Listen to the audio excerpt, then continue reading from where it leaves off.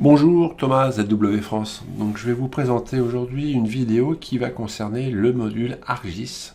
Le module ArcGIS, pour rappel, est disponible dans la version professionnelle. Donc, il va vous permettre, ce module-là, de récupérer des données graphiques, images géolocalisées.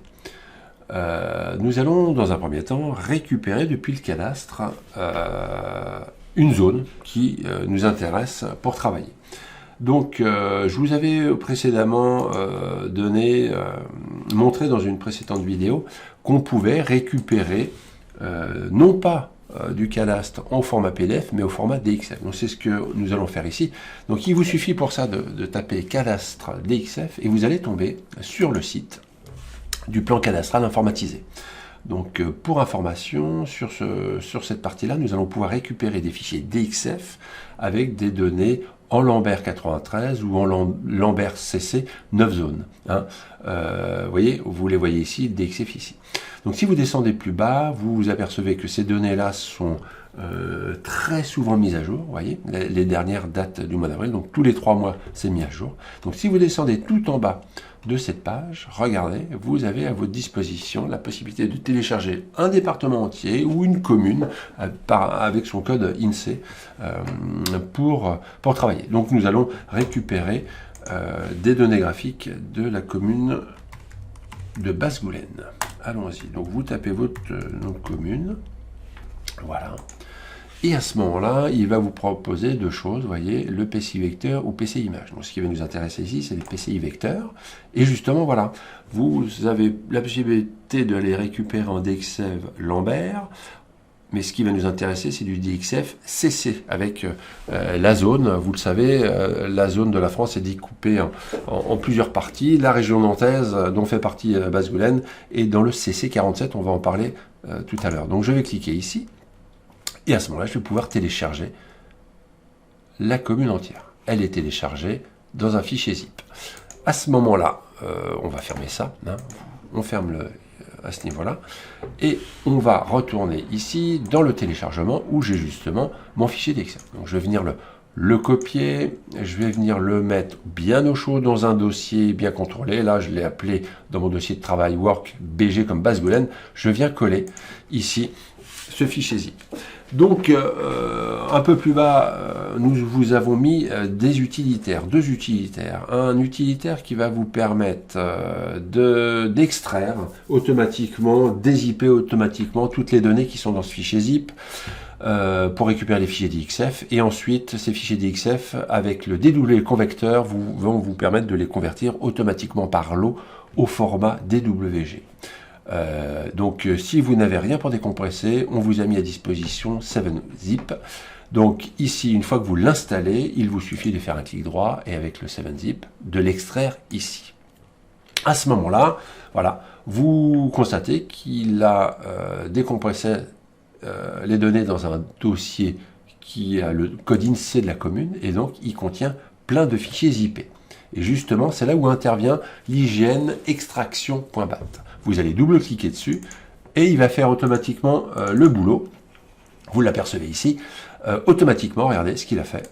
Il a décompressé automatiquement tous les fichiers, il a supprimé les fichiers zip et vous voilà avec vos fichiers DXF qui sont directement exploitables. Hein. Vous pouvez très bien ouvrir un des fichiers DXF qui correspond à une des zones de la commune. Nous, on va aller un peu plus loin. Ce qui va nous intéresser, ça va être de convertir ces fichiers DXF au format DWG. Donc, on va sélectionner le dossier, Work, dans tout mon dossier ici. Je sélectionne le dossier et je vais sauver les originaux dans le même dossier. Je convertis tous ces DXF-là au format DWG. Et c'est fini. On ferme ça. Donc, on aperçoit ici maintenant qu'on a deux types de fichiers, des DXF et des WG. Les DXF, je n'en ai plus besoin. Je les supprime. Voilà. Donc, j'ai maintenant des fichiers DWG de toutes les zones de la commune. On va maintenant pouvoir travailler proprement. Donc voilà, retenez bien ça. Hein, n'oubliez pas, beaucoup d'entre vous, j'ai l'impression, ignorent que le cadastre et auto-format DXF, ne vous contentez pas des fichiers PDF, c'est beaucoup plus intéressant. Bien, donc à partir de là, on est dans un dossier, je suis dans la partie ArcGIS ici, ok. La première étape ne veut pas être d'aller dans ArcGIS, c'est déjà de venir insérer notre commune. Donc vous voyez, dans Basse-Goulaine, je retrouve mes fichiers. Je prends tous mes fichiers, je les ouvre, je les insère, c'est important, toujours à l'origine, en mode superposition association. À ce niveau-là, ça n'a pas trop d'importance. On fait OK. On retrouve ici tous nos zones. Un double clic sur la molette, je retrouve donc ma commune. On aperçoit en bas à gauche qu'on est bien géolocalisé avec les coordonnées X, Y, Z. Arrivé là, je vais zoomer sur la zone qui m'intéresse. Je vais travailler dans cette zone-là ici. Et ça, c'est important de bien zoomer parce que maintenant, on va faire appel à ArcGIS et on va maintenant déterminer un système de coordonnées pour le fichier. Donc, on va l'affecter ici. Donc, vous avez tout ici, les systèmes de coordonnées. Nous, en France, on est, et le cadastre l'est en RGF ici. Et donc, vous apercevez toutes les zones de la France. Dans la région nantaise, on est dans le parallèle 47. Donc, on l'affecte ici. Voilà. Mon fichier a maintenant un système de coordonnées affecté. On le voit ici. Si on reclique ici, on aperçoit qu'on est bien un système de coordonnées avec toutes les caractéristiques. Notez que vous pouvez très bien le supprimer éventuellement. Et si vous aviez un fichier qui était déjà avec un système de coordonnées, vous pourriez très bien le convertir aussi. Vous voyez, on le retrouve ici et on affecte éventuellement un autre système. Donc ce qui va nous intéresser ici, ça va maintenant, on va ici définir. Donc cette zone graphique-là, pour moi, elle me convient très bien. Je vais la définir. Vous voyez, on a un cadre bleu ici. Ça va être très pratique parce que ça va me permettre maintenant d'afficher les données d'image seulement dans cette zone-là. Donc on fait ajouter les données. Et donc ici, on a à disposition avec ArcGIS différentes cartes. Ok. Et plus encore, si vous avez sur le compte ArcGIS, sur le site ArcGIS, un compte qui vous permette aussi de récupérer d'autres cartes. Nous, ce qui va nous servir, et ce qui fait déjà très bien l'affaire, c'est cette carte-là. On va faire suivant. On va l'ajouter, excusez-moi. Et donc, à partir de là, il va venir projeter la zone. Vous allez voir. Voilà, on a justement là toute la bande CC47 et on aperçoit au loin ici notre zone de Basse-Goulaine. Donc je vais venir cliquer sur le bouton zoomer ici. Il revient dans la zone justement que j'ai préétabli au départ. Et là, bon, il y a un petit temps, il va affiner l'image à ce niveau-là. Voilà, on n'est pas trop mal ici. Et on peut même encore un petit peu zoomer ici. Hop là, c'est ça qui va m'intéresser, cette partie-là.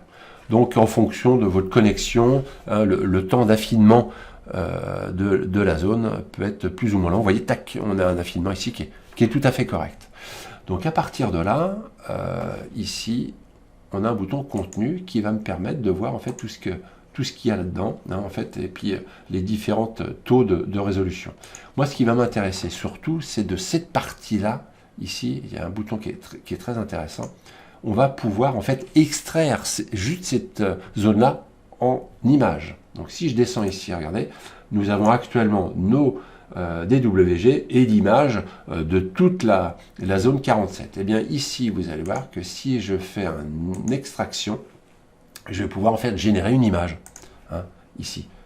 Ok. Et donc me voilà avec mon image ici. Donc ça c'est très intéressant parce qu'à partir du moment où l'affinement me suffit, je vais pouvoir ici cliquer sur le bouton, faire un clic droit pour décocher la mise à jour dynamique. Voilà. Et là j'ai mon image qui est ici. Vous la retrouvez là. Donc toute la zone entière que j'avais tout à l'heure, ici je peux très bien la détacher. Et ce qui m'intéresse, voilà, c'est l'image. Donc à partir de là, voilà, j'ai l'affinement nécessaire. Je vais pouvoir sélectionner mon image comme pour n'importe quel autre objet, la mettant en arrière. Et à partir de là, je vais pouvoir bosser. Donc d'ici à ce niveau-là, je vais pouvoir sans problème, si je le souhaite, faire une zone. Je le fais rapidement ici. Voilà. Jusque là. Voilà, je définis rapidement ici ma zone de travail par une polyligne. Ici, je vais lui donner une largeur globale d'1 mètre.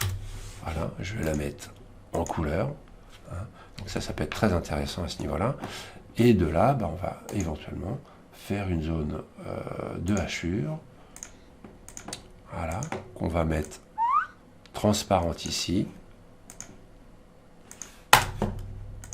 Et voilà, on va la mettre en rouge, ça sera plus sympathique. Voilà, donc voilà, j'ai défini ma zone de travail de manière précise à travers un cadastre qui est à jour et surtout une image aérienne géolocalisée. Donc là on a vraiment un outil qui peut être très pratique hein, pour travailler avec des données géolocalisées. Voilà pour ça. Merci, au revoir.